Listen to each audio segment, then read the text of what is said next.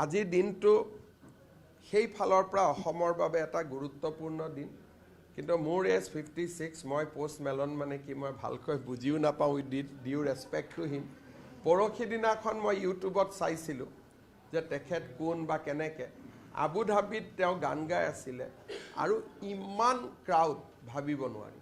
গতিকে ডেফিনেটলি গুৱাহাটীত কিবা এটা ভাল পাৰফৰ্মেঞ্চ আজি হ'ব আমি শুভেচ্ছা দিছোঁ কিন্তু আমাৰ আৰুতো মানে তেনেকুৱা চোৱাৰ কাৰণে আমাৰ বয়সো নাই গতিকে আমি চাব নাযাওঁ কিন্তু বাকী আমাৰ ইয়ং জেনেৰেশ্যনৰ ল'ৰা ছোৱালী আজি ডেফিনেটলি যাব অসমত অলপ পজিটিভিটি হওক ইতিবাচক চিন্তা হওক মানুহবিলাক চবৰ মাইণ্ডবিলাকত ফ্ৰেছনেছ হওক পোষ্ট মেলন শ্ব'টো ভাল কৰি হৈ যাওক আমি তাকে কামনা কৰিম তেওঁলোকে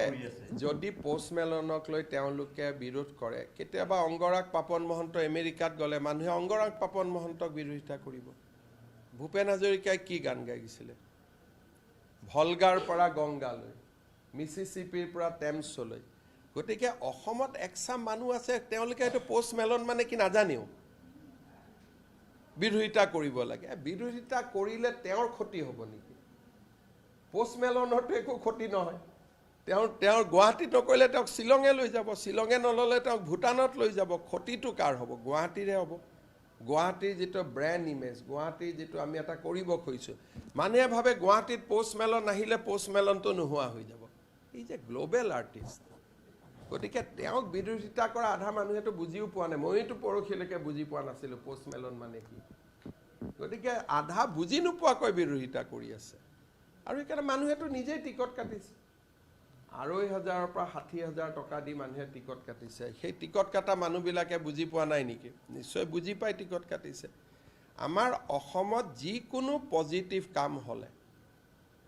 বাধা দিয়া একচাম মানুহ থাকিবই আৰু সেই চাম মানুহৰ সৈতেই যোৱা 25 বছৰ মই সংগ্ৰাম কৰি আহিছোঁ